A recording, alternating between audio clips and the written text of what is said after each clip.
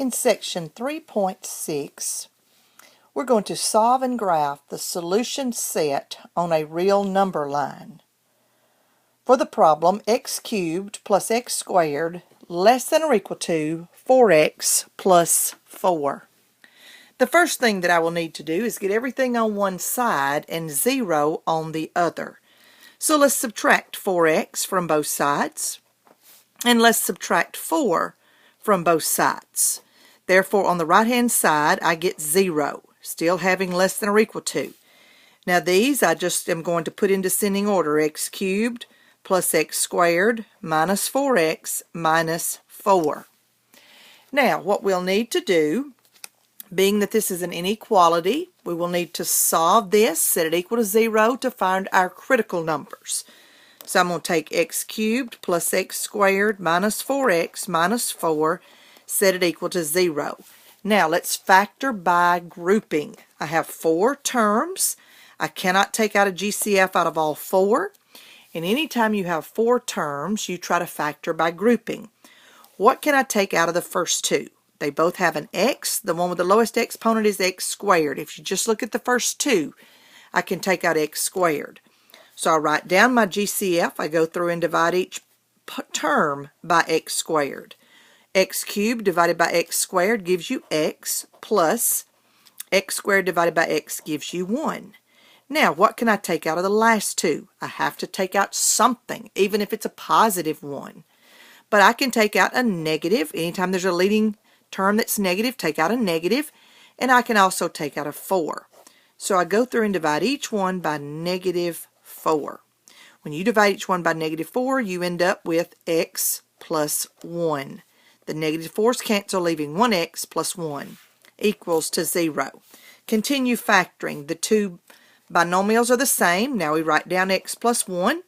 So it's like we go through and divide each part by x plus 1. When you do, the x plus 1's cancel, and what's left? X squared minus 4 equals to 0. Now, I see that I can either factor this, or I can just go ahead and set each one equal to 0. I'll go ahead and set each one equal to 0 at this point. Subtract 1 from both sides, so x equals to negative 1. That's one of my critical numbers.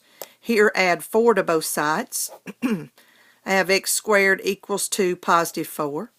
Take the square root of both sides. I get x equals to plus or minus 2. So there's my other critical numbers. So I end up having 3 critical numbers.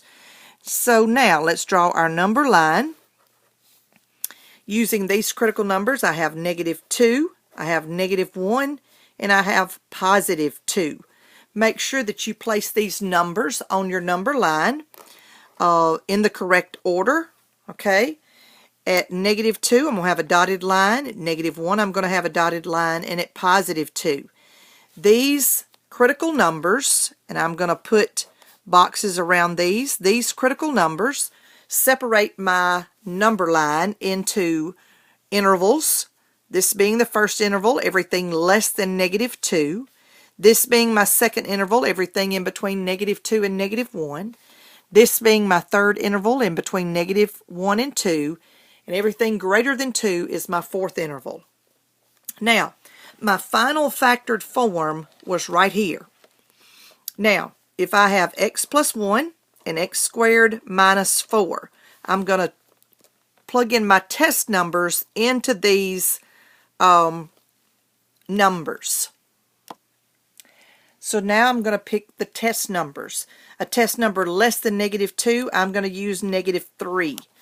A number in between negative 2 and negative 1, I'm going to use negative 1.5.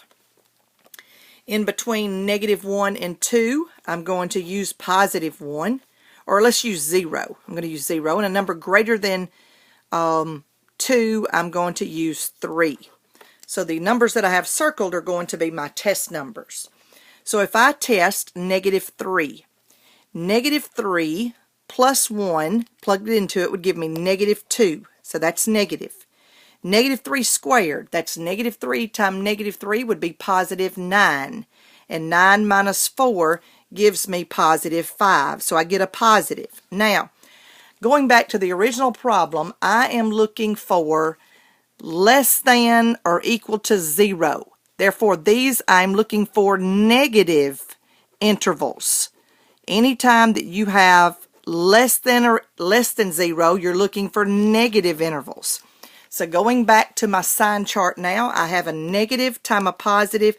Tells me that this region is negative. Therefore, this is a good region. Everything less than -2 will be in my final answer. Now let's test -1.5. If I plug in -1.5 plus 1, I would get -0.5, so I would get a negative. If I plug in -1.5 and square it, punch that in on your calculator. -1.5 times -1.5 gives you positive 2.25. Minus 4 would give me a negative 1.75.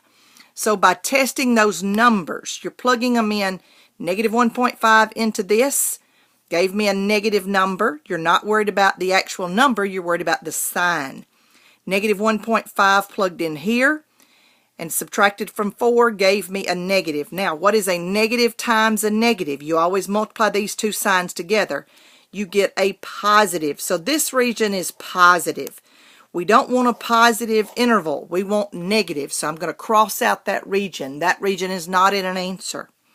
Now let's test this interval. I'm going to use my test number 0. Anytime I can use 0, I use 0. Plugging it in over here on the left. What is 0 plus 1? That's positive 1. Plugging in 0 here. 0 squared is 0. Minus 4. 0 minus 4 would be -4. So I'm going to place a negative. Multiply these two together. Positive times a negative says this region is negative. Therefore, this region or this interval is an answer. Okay, I'm going to go ahead and shade in that region because if 0 satisfies this interval, then every number in this interval satisfies the original problem. Okay, so we use a test number to test a region, but if that test number works, then every number in that interval works. Now let's test +3 for this region. Plugging in 3 back into the original factored form here. What's 3 plus 1? +4, so that's positive. Plugging in 3 here, 3 squared is 9.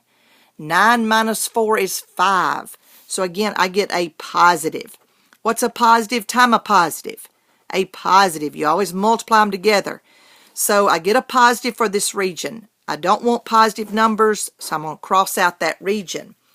Notice how these regions alternate. It's a yes, no, yes, no. So if I had to draw my final answer using my critical numbers, -2, -1, and +2. Everything less than -2 gave me a negative region. Now, back to the original problem, I do have an equal to.